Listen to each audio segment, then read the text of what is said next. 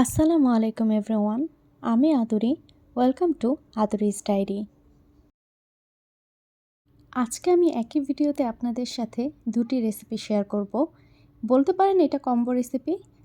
আজকে আমি শেয়ার করছি গার্লিক স্পাইসি চিকেন ফ্রাই, আর সেই সাথে থাকছে চিকেন চাউমিন রেসিপি। প্রথমে আমি চাউমিনটি তৈরি করে দেখাবো। তার জন্য একটি ফ্রাই প্যানে আমি পর্যাপ্ত পরিমাণে পানি দিয়েছি এবং পানিটা যখন একটু গরম হয়ে এসেছে তখন আমি দিয়ে দিচ্ছি 1 চা চামচের মতো লবণ, দিয়ে দিচ্ছি সামান্য পরিমাণের সয়াবিন তেল। এরপর আমি মোটা নুডলসগুলো সেদ্ধ করে নেব। তার জন্য মোটা নুডলসগুলো আমি এর ভিতরে দিয়ে দিচ্ছি। চাউমিন রান্না করার ক্ষেত্রে কিন্তু আমাদের মোটা নুডলসটারই প্রয়োজন হবে, তাহলে এই চাউমিনটা পুরোপুরিভাবে পারফেক্ট হবে। আর আপনারা যদি চান তাহলে এটা চিকেন নুডলস দিয়েও করতে পারেন, কোনো ধরনের সমস্যা নেই। এখন আমি এই নুডলসটাকে প্রায় 90%-এর মতো সেদ্ধ করে নেব। 5 মিনিট পর আমি দেখছি যে নুডলসটা প্রায় হয়ে গেছে। এখন আমি এটাকে একটু চেক করে নেব। আর এই নুডলসটাকে পুরোপুরিভাবে সেদ্ধ করা যাবে না। যখন আপনি রান্না করবেন তখন কিন্তু না হয় আরও বেশি সেদ্ধ হয়ে যাবে, তখন এটার টেস্ট কিন্তু ভালো আসবে না। এখন আমি এই নুডলসটাকে চুলা থেকে নামিয়ে নেব এবং পানিটা ছেঁকে নেব। একটি চালনিতে আমি নুডলসটাকে ছেঁকে নিয়েছি। এখন আমি এটাকে সাইডে রেখে দেব। চাউমিন রান্নার জন্য আমি এখানে একটা সিক্রেট সস তৈরি করব। তার জন্য আমি এখানে 5 টেবিল চামচের মতো সয়া সস দিয়েছি। দিয়ে দিচ্ছি 3 টেবিল চামচের মতো টমেটো সস। তারপর আমি এখানে দিয়ে দিচ্ছি 2 টেবিল চামচের মতো ওয়েস্টার সস। তারপর আমি এখানে দিয়ে দিচ্ছি প্রায় 1 টেবিল চামচের মতো চিনি। দিয়ে দিচ্ছি 1 টেবিল চামচের মতো গোলমরিচের গুঁড়ো। এখন আমি এই সসের সাথে এই গোলমরিচের গুঁড়োটাকে খুব ভালো করে একটু মিক্স করে নেব। এই সসটার জন্য কিন্তু আমাদের এই চাউমিন রেসিপিটা এত টেস্টি হয় যে বলার মতো না। এখন চলুন তাহলে চাউমিন রান্নাতে চলে যাই। আমাদের কিন্তু এই সসটা রেডি হয়ে গেছে। এখন আমি এই সসটাকে সাইডে রেখে দেব। চলে যাচ্ছি রান্নায়। আমি একটি ফ্রাই প্যানের ভিতরে দিয়ে দিচ্ছি প্রায় 1/4 কাপের মতো তেল। এখন আমি এটার ভিতরে দিয়ে দিচ্ছি রসুন কুচি। চাউমিনের ভিতর যদি রসুন কুচিটা ব্যবহার করা হয় তাহলে এটার স্মেলটা অনেক বেশি সুন্দর আসে। এখন আমি এই রসুনটাকে একটু হালকা পরিমাণে ভেজে নেব। তারপর আমি এখানে দিয়ে দিচ্ছি কিউব করে রাখা চিকেন। আমি চিকেনটা একটু মরিচের গুঁড়ো আর সামান্য পরিমাণে লবণ এবং সামান্য পরিমাণে আদা রসুন দিয়ে এটাকে ম্যারিনেট করে রেখেছিলাম। এখন আমি এই চিকেনটাকে এই তেলের সাথে খুব ভালো করে একটু ভেজে নেব। চিকেনটাকে আমি প্রায় 5 মিনিটের মতো ভেজে নিয়েছি। এখন আমি চিকেনটাকে একটু সাইডে সরিয়ে দিয়ে দিচ্ছি এর ভিতরে 2টো ডিম। এখন আমি এই ডিমগুলোকেও একটু ফ্রাই করে নেব 2 মিনিটের মতো।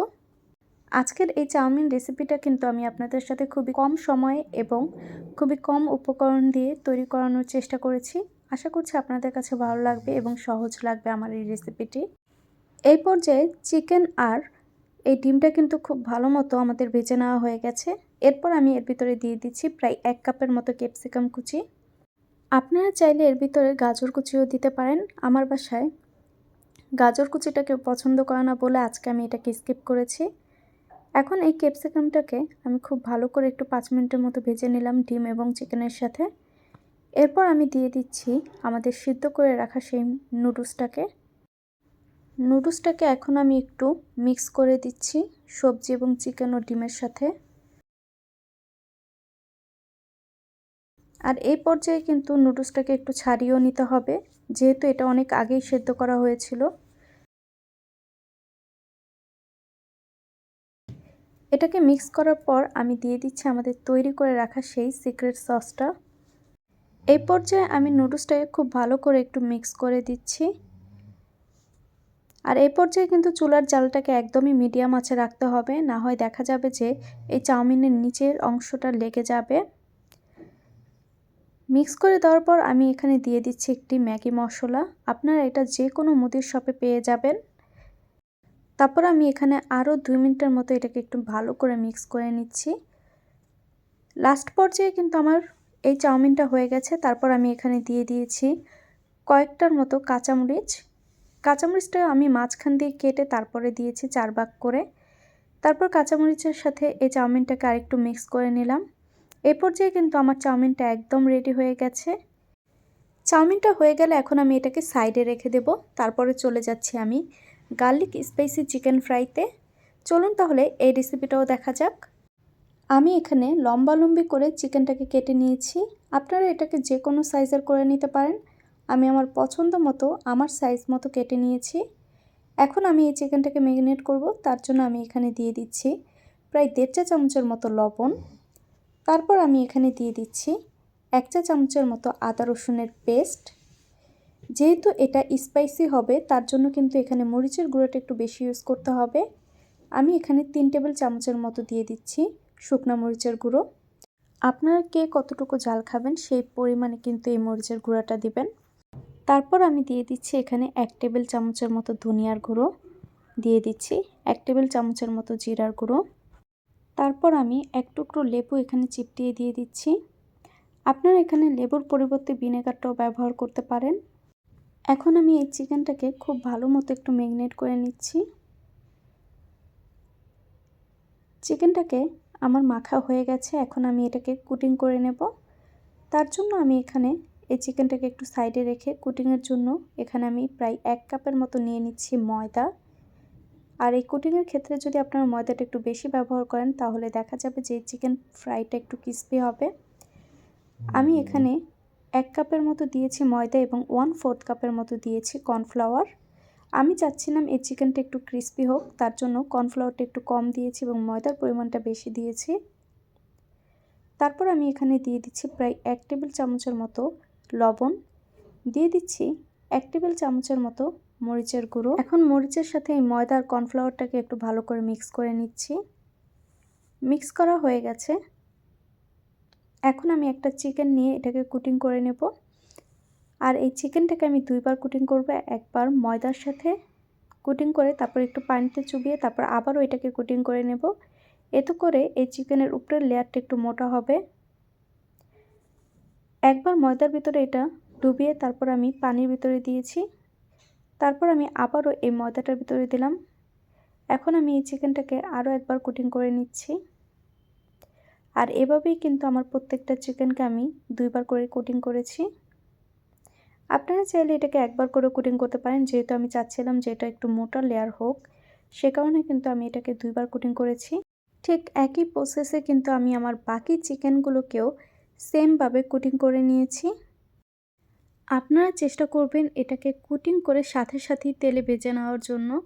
এতে করে কিন্তু আপনাদের এই চিকেনগুলো অনেক ক্রিস্পি হবে আর উপরের যে লেয়ারগুলো এখন তৈরি হচ্ছে সেগুলো কিন্তু ঠিকঠাক মতো থাকবে। চিকেনগুলোকে আমার কুটিং করা হয়ে গেছে। এখন আমি এটাকে ফ্রাই করে নেব। তার জন্য আমি ফ্রাই প্যানে তেল বসিয়ে দিয়েছিলাম আগে থেকে এবং তেলটাকে গরম করে নিয়েছি। এই পর্যায়ে আমি চিকেনগুলোকে তেলের ভিতর দিয়ে দিচ্ছি।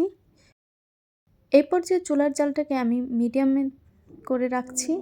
আর এতে করে আমার ভিতরের চিকেনটাও হয়ে যাবে এবং উপরের যেই কালারটা রয়েছে সেটাও সুন্দর আসবে। আর যদি আপনার চিকেনটা একদমই লো আঁচে ভাজেন তাহলে দেখা যাবে যে চিকেনের উপরে কালো অংশ তৈরি হয়েছে। আর এতে করে কিন্তু চিকেনটা দেখতে সুন্দর লাগে না। যদি এটাকে মিডিয়াম আঁচে রাখা হয় তাহলে এই চিকেনটা খুব তাড়াতাড়ি হয়েও যাবে ভিতর থেকে এবং এটার উপরের লেয়ারটা অনেক সুন্দর এবং স্মুথ আসবে। দেখতেই পাচ্ছেন এটা কতটা সুন্দর হয়েছে। যখন চিকেনগুলো একটু লাল হয়ে আসবে তখন কিন্তু এগুলোকে তুলে নিতে হবে। এগুলোকে একদমই কালো আঁচ করে ভাজতে হবে না। একটু লাল লাল হয়ে আসলেই কিন্তু চিকেনগুলোকে তুলে নিলে হয়ে যাবে। এখন আমার চিকেনগুলো হয়ে গেছে, আমি চিকেনগুলোকে তুলে নিচ্ছি। একইভাবে কিন্তু আমি আমার বাকি যে চিকেনগুলো ছিল সেগুলোকেও ভেজে নিচ্ছি। এই মুহূর্তে আমার সবগুলো চিকেন ভেজে নেওয়া হয়ে গেছে। দেখতেই পাচ্ছেন এটার কালারটা কত বেশি সুন্দর এসেছে। এই চিকেনটার জন্য এখন আমি একটা সস তৈরি করে নেব। আর এই সসটা কিন্তু আমি চাউমিনের ভিতরেও দিয়েছি। তার জন্য আমি এখানে দিয়ে দিচ্ছি 5 টেবিল চামচের মতো সয়া সস, দিয়ে দিচ্ছি 3 টেবিল চামচের মতো টমেটো সস। তারপর আমি এখানে দিয়ে দিচ্ছি 2 টেবিল চামচের মতো ওয়েস্টার সস, দিয়ে দিচ্ছি এখানে 1 টেবিল চামচের মতো চিনি, দিয়ে দিচ্ছি 1 টেবিল চামচের মতো গোলমরিচের গুঁড়ো। আমি এই সসটা কিন্তু অনেক রান্নাতেই ব্যবহার করে থাকি। আর এই সসটা কিন্তু আমার সিক্রেট সস, যেটা আমি আপনাদের সাথে শেয়ার করছি।